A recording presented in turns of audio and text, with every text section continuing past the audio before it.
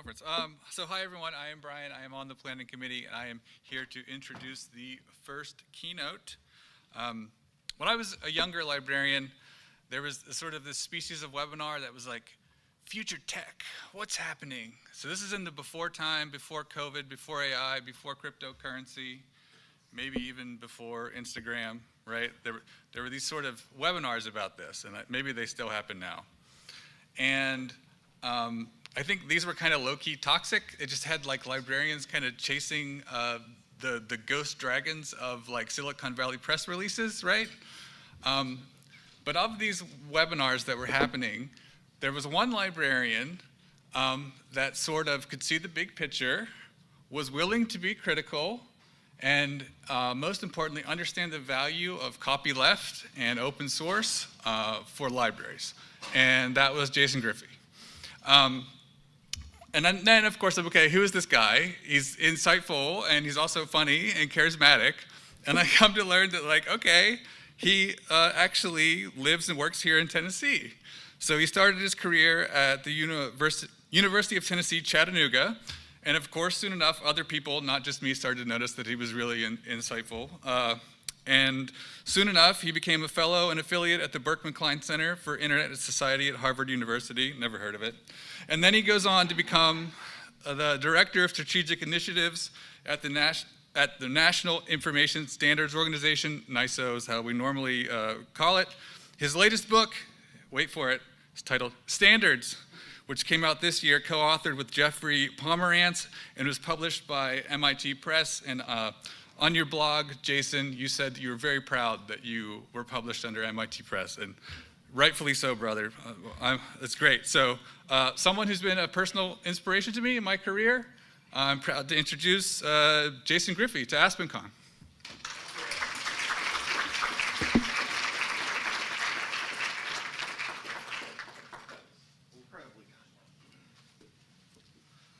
All right. So now we get to do the tech live. I do live here in Tennessee. Hi, everybody. I'm Jason. Hey. I do live here in Tennessee. I live in Swanee. How many people know where that is? Yeah, awesome. Love living there. And normally from Swanee to downtown Nashville is about an hour and a half.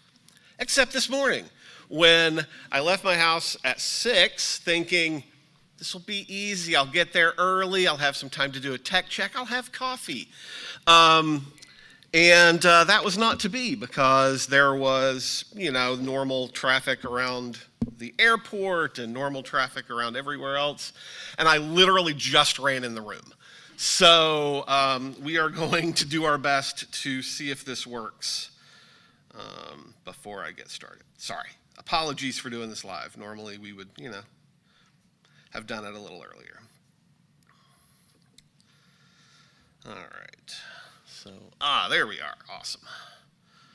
We did find. Now let me see if we've got the slides in the right place. Look at that. That even worked. Hey, cool. All right. So, hi, I'm Jason. I am a librarian, but I usually call myself a librarian and a technologist. I've been working in technology technically longer than I've been working in libraries, but when you show up in a library and you tell your dean on the first day you really want to be in reference and instruction and all of that technology, you don't want to deal with that anymore. She looks at you and smiles and grins and says, sure, Jason. So I ended up in technology whether I wanted to or not, frankly. Thank you for the incredibly kind introduction. It is always nice to know that people pay attention to your work, even if it is mildly embarrassing. But I want to tell you a little bit about myself and sort of where I am and what I do and where I come from. Before I talk about the actual topic of the talk today, which is all of the ways I've failed in open source. And why I still think open source is valuable, to be fair. Let's be clear. So yes, indeed, I am a librarian. I have an MLS from UNC Chapel Hill. where I did think I wanted to be a reference instruction librarian, but again, the call of technology was too strong. I ended up being a fellow at the Berkman Klein Center for Internet and Society at Harvard for a few years, which was a fantastic opportunity to sort of expand my vision of how the world works, because it turns out they know a lot of people there at Harvard. I did move on to the National Information Standards Organization. My career track has basically been help an organization, help a bigger organization, help a bigger organization. So I've tried to sort of expand my scope a little bit. With NISO, I was the Director of Strategic Initiatives, which basically meant that I was the one looking for emerging technologies. That's my gig. Emerging tech is sort of what I do. And trying to figure out where that works. Sadly, because of Wave's hands at the world, I was let go from NISO back in May. So if anybody knows anybody who wants someone to work on emerging technologies, hi, come talk to me. I have published a bunch of things. The two that I'm going to point out, just because I think they're interesting, is I was the editor and co-author for Artificial Intelligence and Machine Learning in Libraries, which was written in 2017 and 2018. So, emerging tech.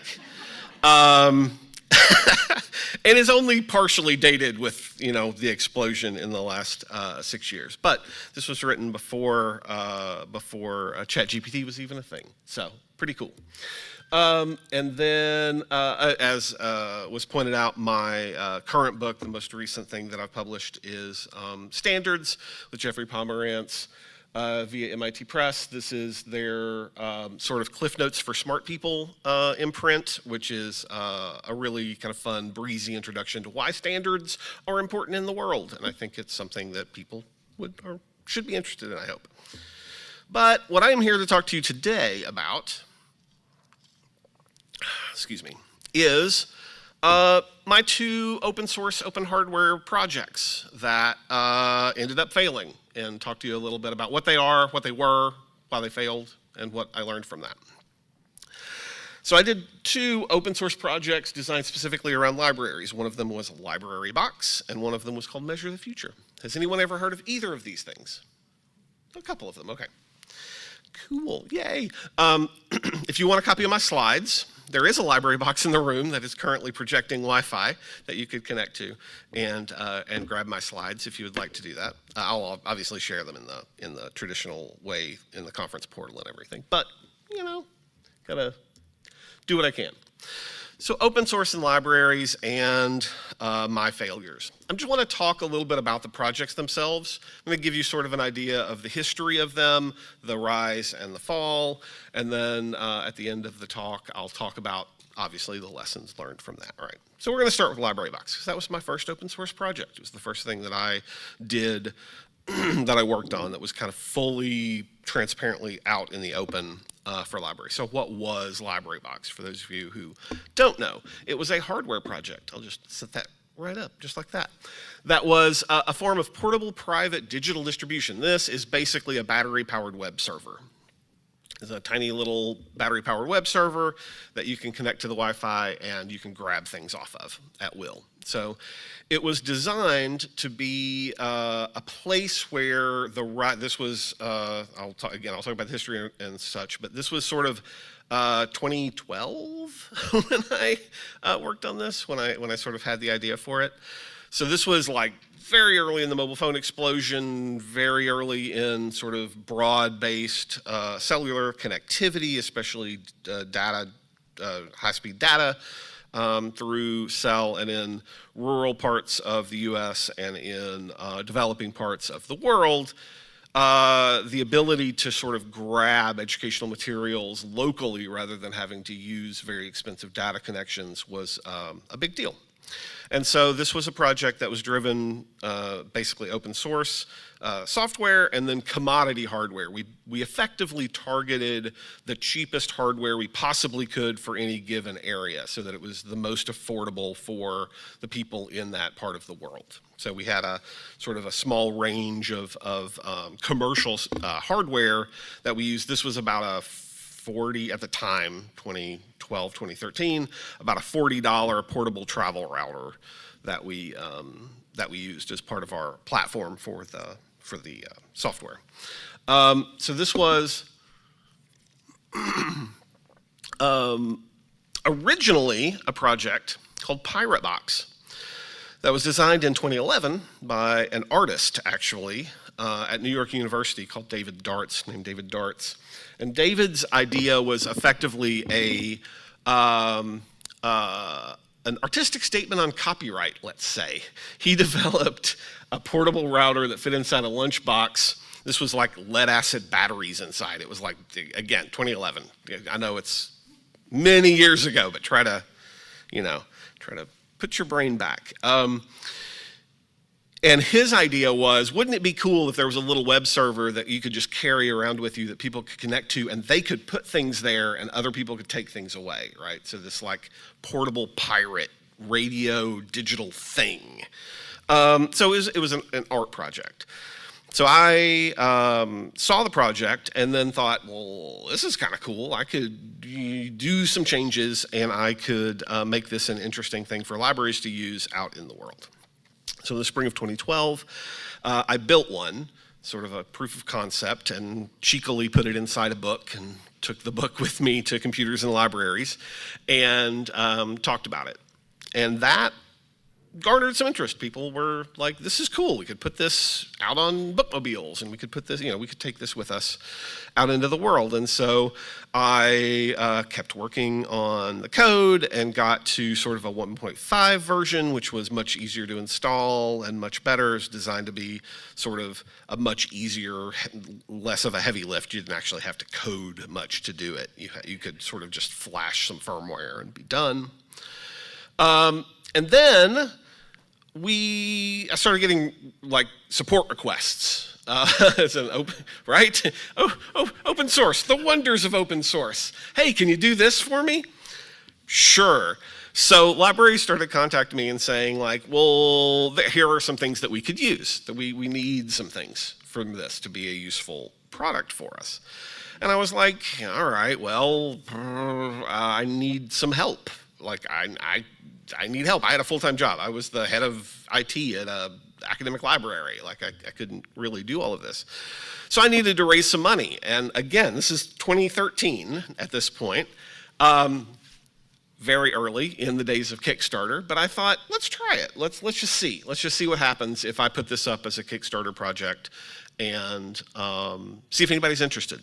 So I launched it officially at ALA annual in Chicago in 2013. I had a little, printed some business cards and walked around and told people about it.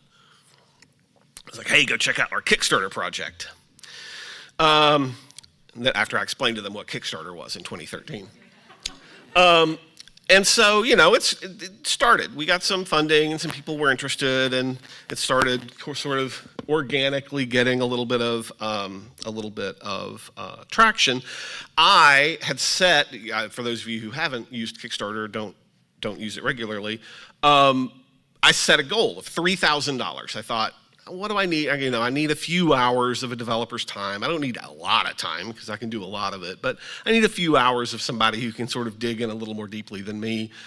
Okay, so let's say 20 hours of their time. I'll raise $3,000 and I'll figure out how to hire somebody and I'll get them to do it, right? Cool. So I set a goal of $3,000. And then this guy, who knows who this guy is? This is Cory Doctorow, the author, sci-fi author / sociologist / digital guru. Cory was at ALA that year, and he saw me talking about LibraryBox, and after he saw that, he posted on his, at the time, most popular blog in the world, Boing Boing, about it, and then he, before Twitter was a Nazi hellscape, he posted on his personal site or on his personal Twitter that he backed it. And then things got real weird. And so I ended up with this open source project where I thought I was going to have maybe 10 people interested and I wanted $3,000. I ended up selling almost 500 of them over the course of it, and 10xing the ask for it. So it was extremely successful, and that was extremely stressful because success is its own form of headache. But it did give me funds to actually pay a developer, right? I could hire someone to help me with this open source project, and we could do more work with the code, and we could get it out. 2.0, incredibly successful. So then we kept getting requests, because support requests never die in open source. And a lot of those had to do with the international nature of it. I'm going to talk a little bit about the sort of spread of the project here in just a second. But we had a lot of requests for, like, come on, you need languages other than English. Duh. We need to support more hardware, because the hardware we were supporting was very localized to the US and Europe, and we needed to expand into hardware that was more available in other parts of the world. We needed to do more work with our responsiveness on it, et cetera, et cetera. And so I was able to find some more funding. It was great. Things were going fantastic. In 2014, we received a Knight Foundation Prototype Fund to keep working on the 2.1 release for LibraryBox. This allowed us to expand into a bunch of different languages, which was fantastic.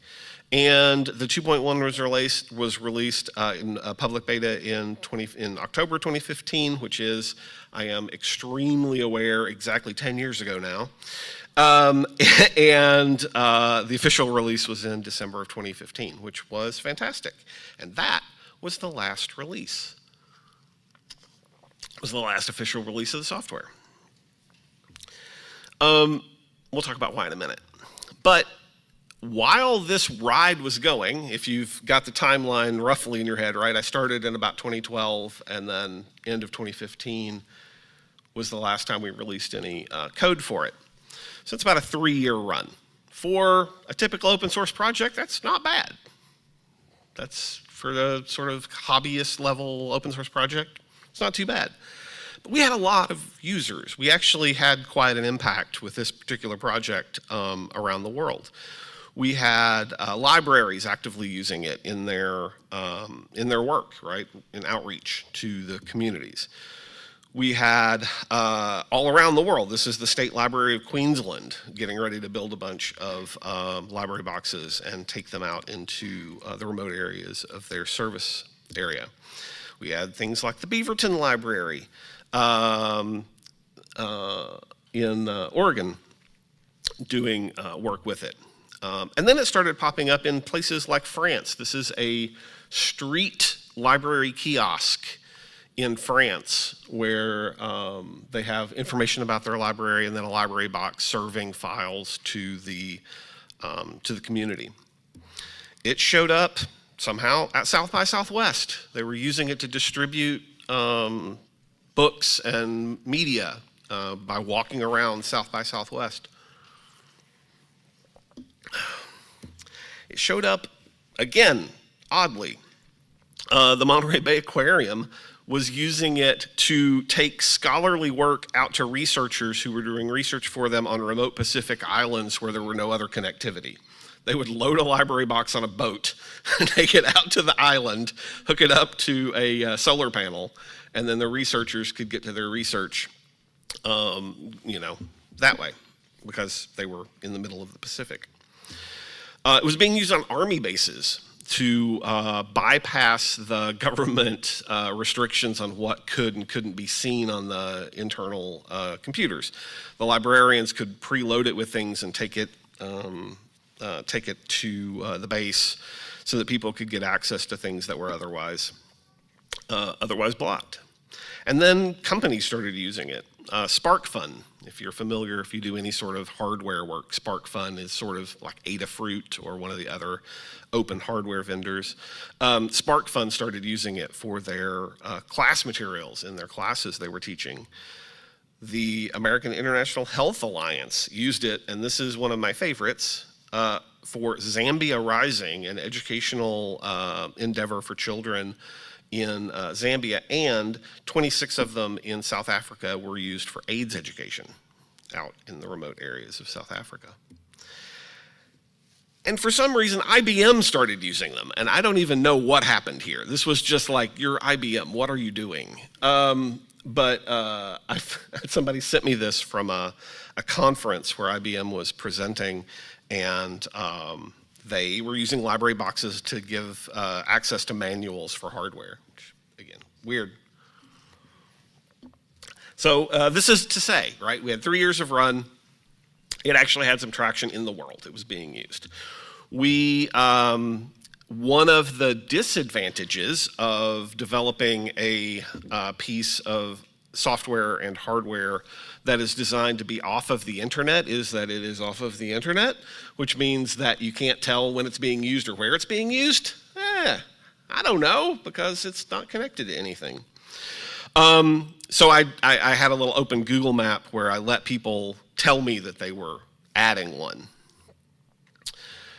And so this is sort of the slow motion growth. The last update that I had for the map was in 2017, 2 years after we sort of released our last release. But this is sort of the spread of the project around the world. At its sort of top, we were on 40 US states, 46 different countries, and on all 7 continents. I had someone, when I inquired on our discussion board, I said, we're on 6 continents. I would love, go Antarctica. And I had a researcher contact me and be like, oh, I'm going there in a month or 2. Do you want me to take one? I was like, yes, here, please. Here is some hardware for you. Please take one to Antarctica. Anyway, so we ended up on all 7 continents. So the question, right? The question for open source is, what happened? Why did it fail? And part of that answer, I would like to believe, is not my fault, right? Nobody wants to believe it's their fault. And partially, it wasn't entirely my fault. But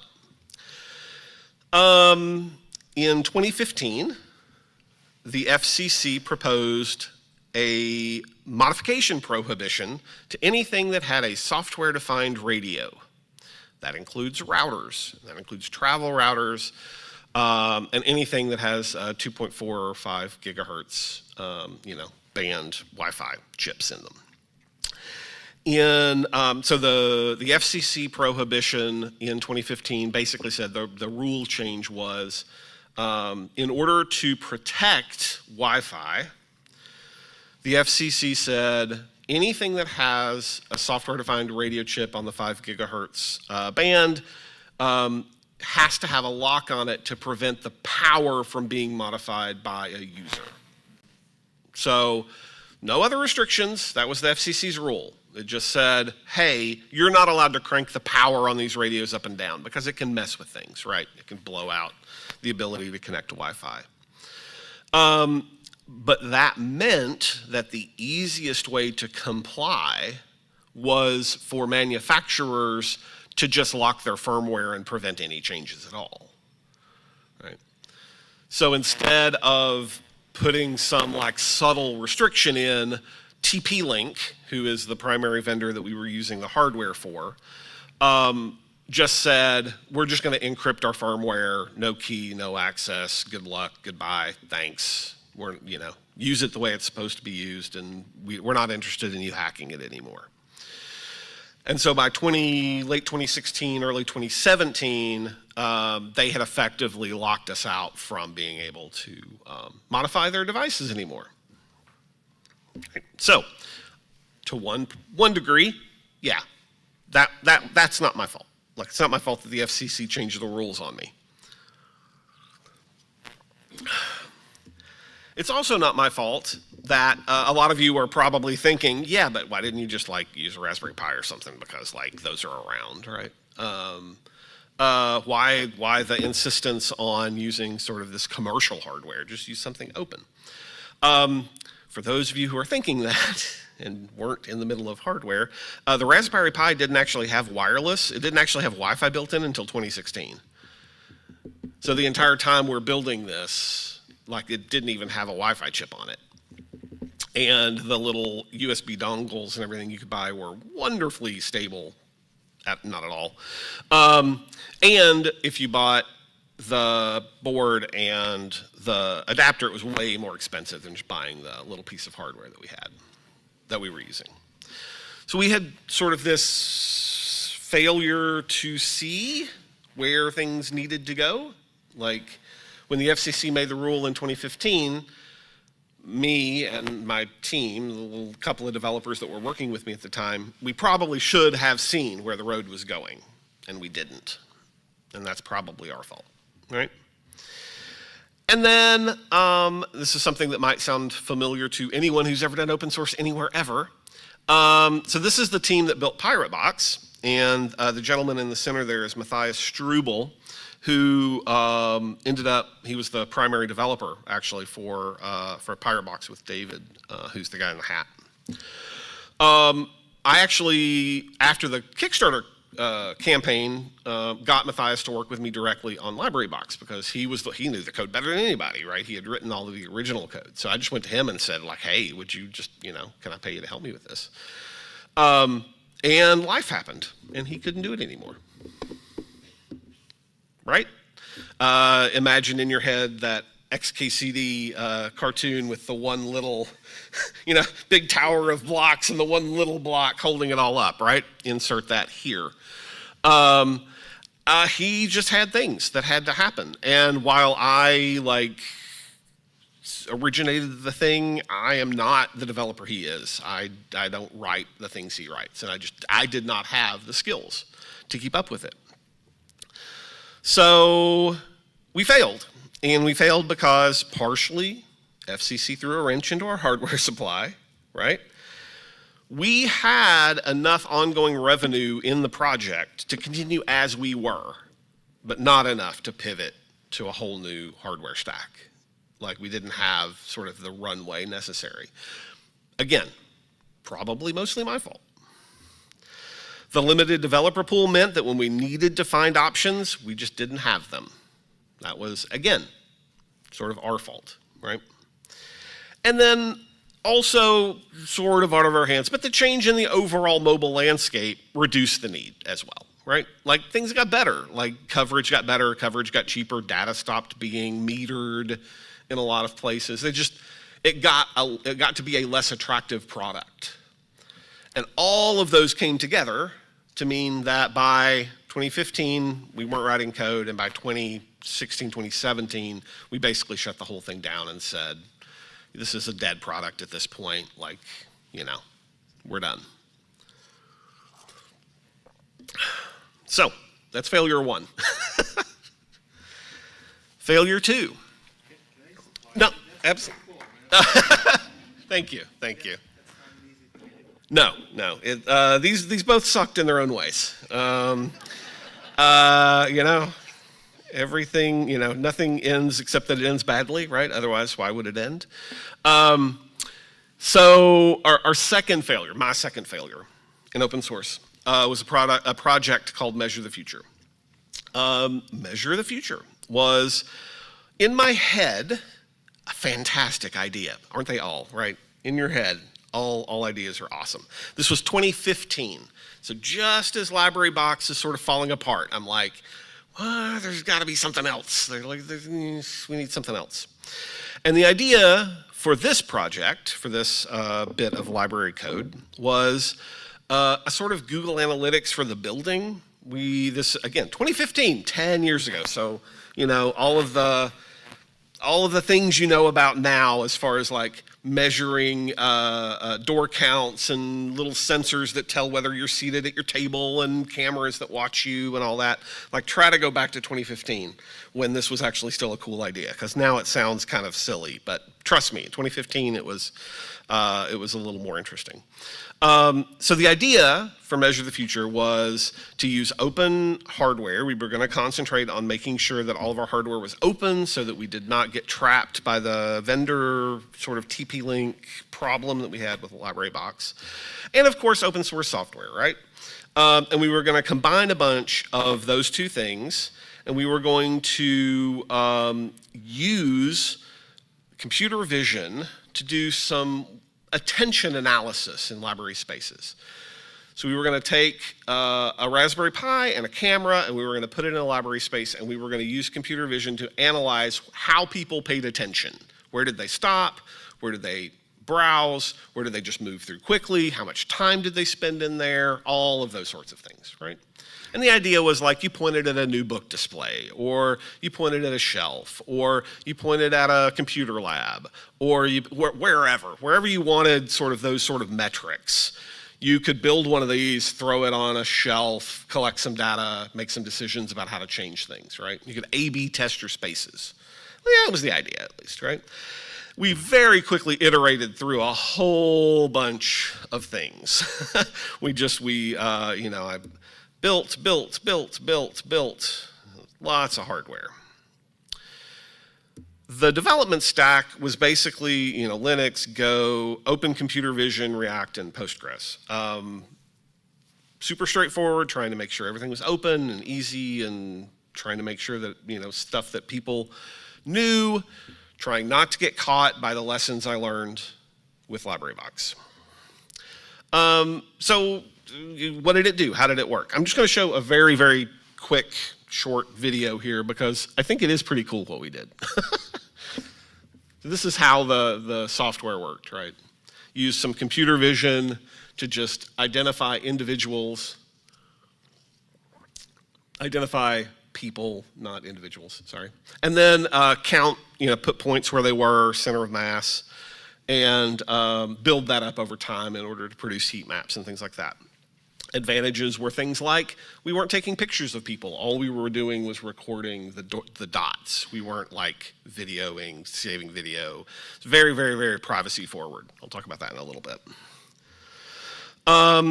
The system was designed to have what we called a Scout, which was our little camera unit, and then a mothership, which was a little server that would talk to it. And then you would interact with the mothership through a browser in order to download your statistics, your images, your whatever. Why did we not just put it on a network? Why didn't we hook it to the Wi-Fi in the building? Why didn't we? Well, because IT departments don't like it when you walk in with a random little thing and say, hey, can we put this on your network, please? That doesn't go very well, right? All of you have probably had that happen. No, you can't. You can't actually put that thing we don't understand, didn't build, and don't have a warranty for on our Wi-Fi.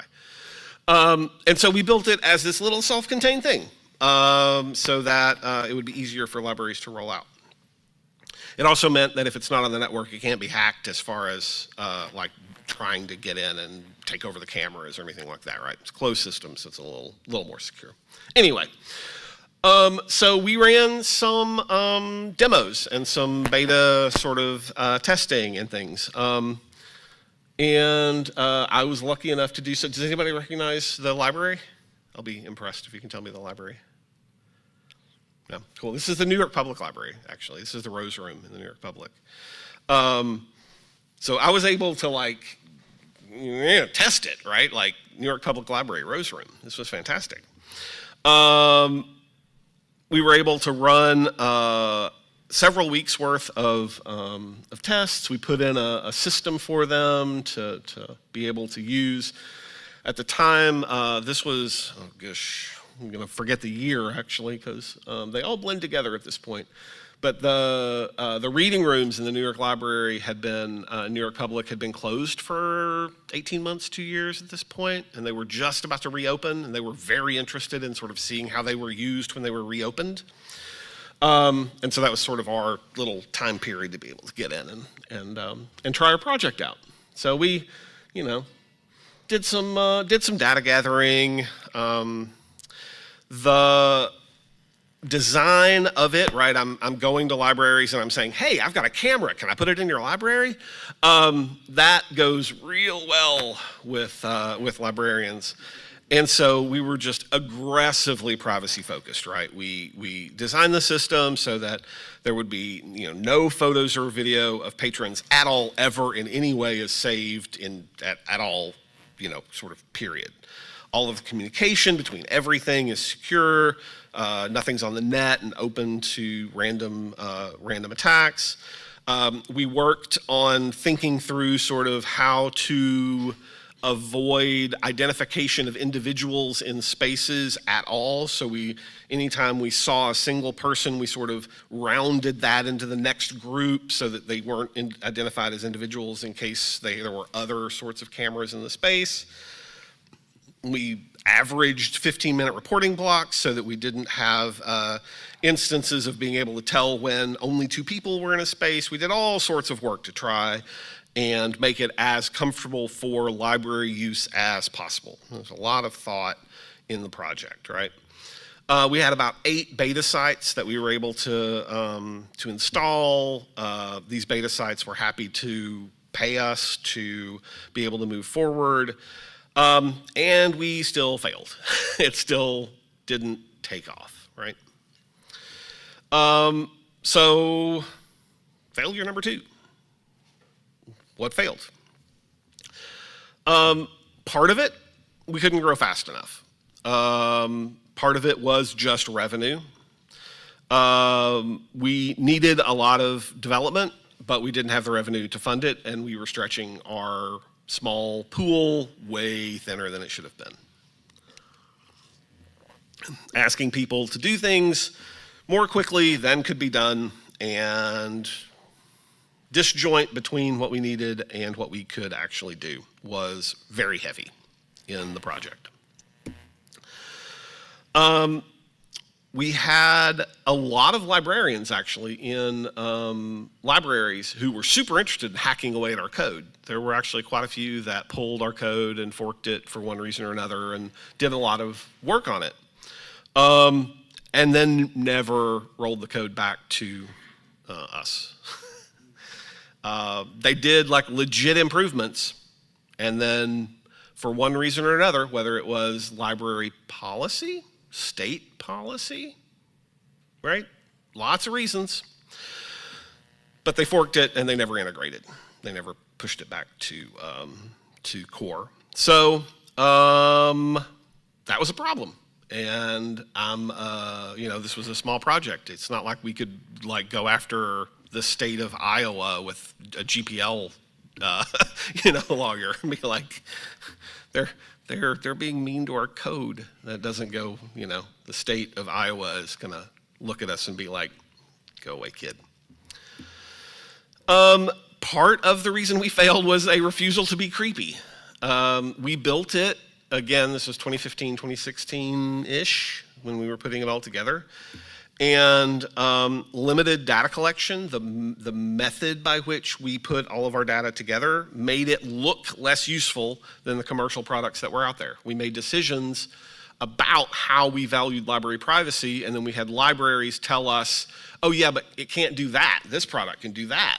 Like, well, yeah, but they're collecting things you don't want them to collect. Yeah, but it does that.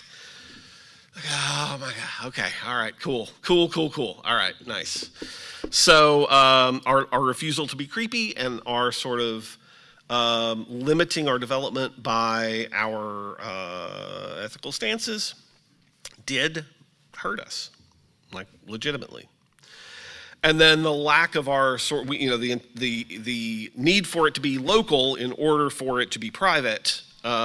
We had a huge amount of people who, when they came to us and we were explaining the system and like doing a look at it, they said, yeah, but I want to be able to sort of, I want to be able to get to it from anywhere. I'm like, well, but it's not online. It's not in the cloud. This is not a thing that we're doing. And they're like, well, that's what we want. It's like, okay, again, refusal to be creepy. Sure, okay, cool.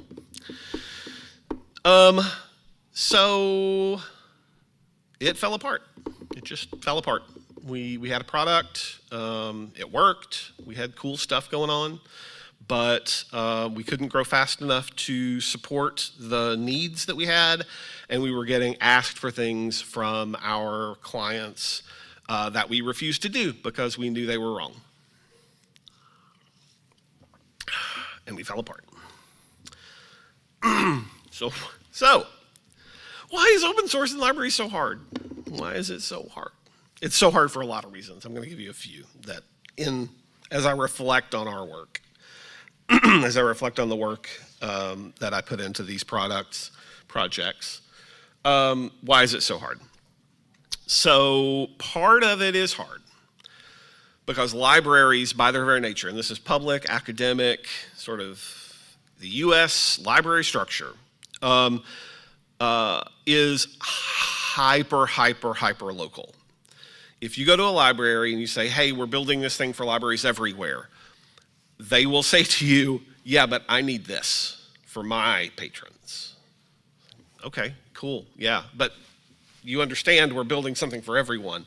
It's like, I need this for my patrons, right? And that's right, like their job is to be the people that do things for their patrons. That's literally, that is the job.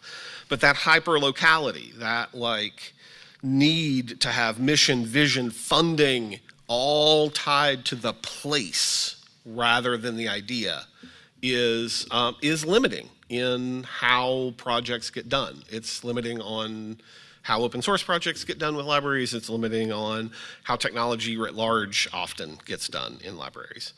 So the hyperlocality is very challenging sometimes to get people to coordinate and do things with a bigger vision. Funding is always a problem, right? Libraries are underfunded top to bottom everywhere all the time. And nothing in a library is more challenging than ongoing forever funding. You might get, a one-time thing and you can implement a thing, but infrastructure, actually getting like a permanent line on a budget for infrastructure, woo, good luck. It's tough. And it's been that way forever. Funding in libraries is just always a problem. And that's a thing that keeps especially smaller projects from growing, but even big projects, right? Even things like Aspen Discovery, like it's hard.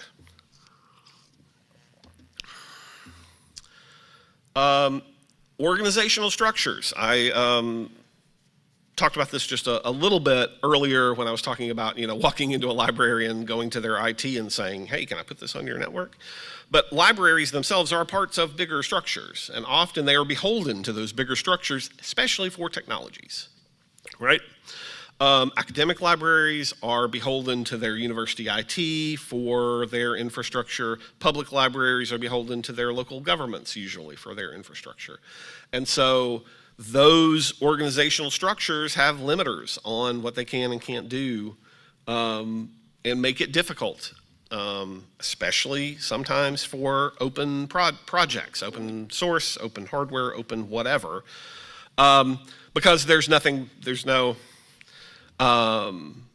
like there, right? There's no like, they can't go to Microsoft. What is nobody got fired for buying IBM, right? Like there's none of that behind it, or at least in the minds of the people that are often pulling the purse strings. And sometimes there are incentives mismatches. The incentive of a specific organization may or may not be the incentive of their cooperative or their consortia, spending, support. Like there are often mismatches in incentives that are not obvious, and so that can also be a problem for open source projects. Sometimes these challenges are sometimes benefits. For instance, hyperlocality, especially for funding, makes it difficult for there to be top-down imposition of things. So sometimes they're benefits, but often they are just challenges. So patterns of failure, things I learned. This is basically just a reiteration of what I just said. But funding versus sustainability, often there's seed money, but no plan for maintenance. Often there are individual champions, but no institutional support. One person cannot keep a project alive forever. That person will leave. Community enthusiasm versus community ownership. Just because a community is interested, that does not mean they are going to contribute. Applause is not the same as contribution. And innovation versus infrastructure, what excites us isn't always exactly the same as the day-to-day need. So I'm going to just whip through this one real quick because I know I'm running low on time. Thank you. Patterns of success, alignment of mission, things like transparency. I mean, open source is great for libraries because of these reasons, right? Transparency, shared responsibility, adaptability of the work, and open source aligns with libraries' mission for public good. Like all of these things are reasons for open source to be important in libraries. So I do think it's worth doing. I think it's worth fighting for, that is. So important lessons learned, and this is the last slide with real content. Governance, these are 3 things I would like to sort of impart to you. 1, governance is growth. If people are arguing about your project, it probably means the community is invested in it. So don't always take argument as a bad thing. Passionate feelings mean people care. So remember that when there are arguments inside your community. Ownership is power. Moving beyond a single maintainer, painful, but you have to. It's hard, but you have to do it. And finally, conflict is collaboration in disguise. This is related to the top one, but if people fight, it means they care enough to fight, and it means that they care enough to help make changes. So that's what I have learned about open source and open source development. Thank you so much for having me here today. I'm going to say this is me. If you want to check out any of the projects, they're there on GitHub, and you can look at them. Yay. If you want to get in touch, there's a couple of ways to do that, and I know I may have got 2 minutes left or something, but I'm happy to take questions if that is the thing you want to do. You have 12 minutes for questions. Awesome. Right? Beautiful. That is some awesome timing then. Cool. If anyone has questions, I'm happy about this or literally anything at all. I'll opine on anything if you want. Surely someone has a question. So with a dependency on streaming and companies revoking previous quote-unquote ownership of media like iTunes, do you see a renewed interest in something like Library Box similar to the increase in piracy? Yeah, I do see that. There is a fair amount of chatter online. I keep my finger in a bunch of different online communities, and there is a fair amount of interest in sort of a rising copyright indifferent media acquisition strategy.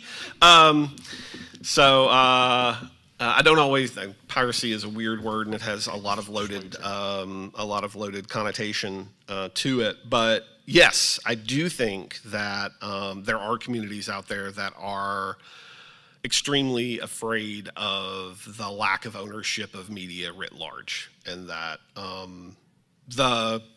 streaming, the world of everything streams is a world where everything can be taken away, and that should worry all of us, but I think there are definitely people for whom something like a private network of copyright indifferent media might be something that they're interested in, yeah. Whether that's enough to bring the project back to life, I don't know. That's a whole different, yeah, maybe. Way in the back corner. While I walk over there, I'll tell you that I bought a library box and Jason loaded it up with totally public domain copyleft Nashville specific media, and I accidentally deleted all the media. And I never told him until today. Yeah, I was curious, do you have any tips on how to grow, you said an individual champion to making it an institutional thing? Yeah. Is there anything you've seen that helps move any project towards that? That's a great question. The things that I have seen that have moved the needle on that are sort of the boring work of building community, honestly. A lot of developers, how many people in here identify themselves as developers? I'm guessing that's most. Okay. How many people in here identify themselves as librarians, primarily, for number one? Okay. All right. So a good mix. So I will say that that building community is harder than building code, and that maintaining community is harder than maintaining code. And the stronger your community is, the better chance you have of moving past that sort of XKCD cartoon of the single developer ruining everything, or the single project, single library, whatever, ruining everything. The broader the base of support. And you only get that broad base of support through community actions like the one that we're having over the next couple of days, right? This is the way that you change that. Like, legitimately. It's the way I've seen it work in other areas, so. Another question? And if you're watching us online, please remember you can use the dedicated thread on Slack to ask questions as well. Oh God, I'm online? Oh wait, no, I'm just kidding. Not only online, but you can also answer those questions after the conference. Oh, great.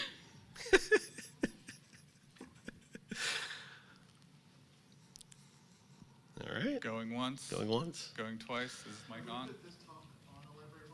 I absolutely will. Yes. I absolutely will.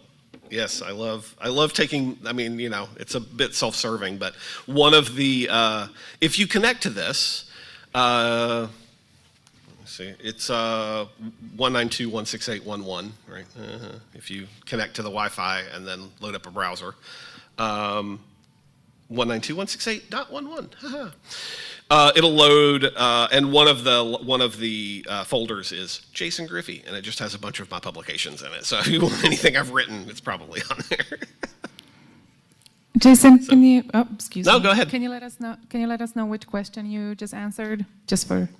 Oh, sorry. It was just whether or not I would put this talk on the library box. And yeah, sure. The slides are actually already on here if you wanted to get them. There's a folder called AspenCon, and the slides are there as a PDF if you wanted to grab them now. You can grab them later too. It'll be fine. All right. Thank you all. Thank you so much. Sorry I came in a little hot there from the drive, but I appreciate all your time, and I'm going to be around for a little while, so feel free to grab me if you want to say anything. Thanks.